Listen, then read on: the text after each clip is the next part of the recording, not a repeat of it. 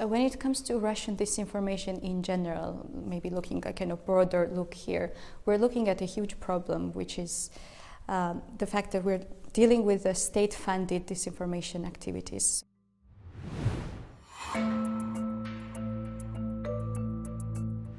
My name is Elene Janadze. I'm a non-resident scholar at the Middle East Institute, which is a Washington-based think tank, and I'm researching Russia's disinformation activities in the Middle East.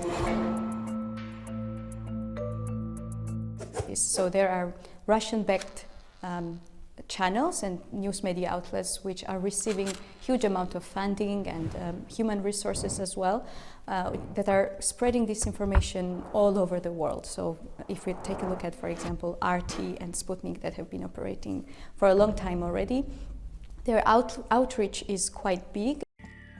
And if you look at the Middle East specifically, they are considered as quite trustworthy sources as well.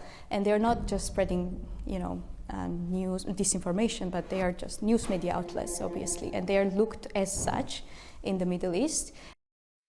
But sometimes they will be speaking about sports, they will be speaking about Muslim celebrations, what to eat during Ramadan, this kind of content that will be naturally interesting for people, and they will be, reposting these things. So they have these very sophisticated tools to attract audiences and engage them in a way that is not just political content, but is also goes farther than that. So they themselves basically differentiate their audiences depending on the language segments.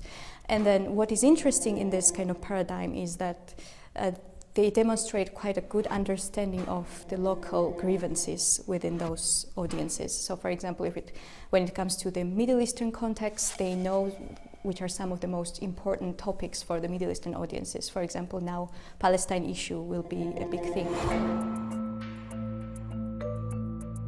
In terms of finding disinformation, it won't be difficult as long as you know that Russian-backed outlets are known to be engaged in spreading disinformation. But when it comes to some inauthentic behavior on social media, then obviously it becomes trickier. It's not just the Russian state-funded media outlets that do this. There are some local actors that are famous. Also, another kind of famous actor are Russian embassies. They are famously kind of quite active on social media in Africa as well and in the Middle East, sometimes just spreading falsehoods or disinformation. But there is, I think, enough evidence by now to assume that there is definitely some degree of coordination, because we see, for example, China using very similar narratives and disinformation tactics in Taiwan, for example, when it comes to discrediting the West or, portraying certain issues in a way that Russia would, or perhaps when it comes to Ukraine, most notably promoting pro-Russian side of narrative, which China seems to be doing quite often as well. So that kind of suggests a certain degree of coordination between the two actors. So obviously China is not engaged into spreading Arabic disinformation in the Middle East to the extent that Russia is, because Russia has been present there for many years already. So that is a long established presence.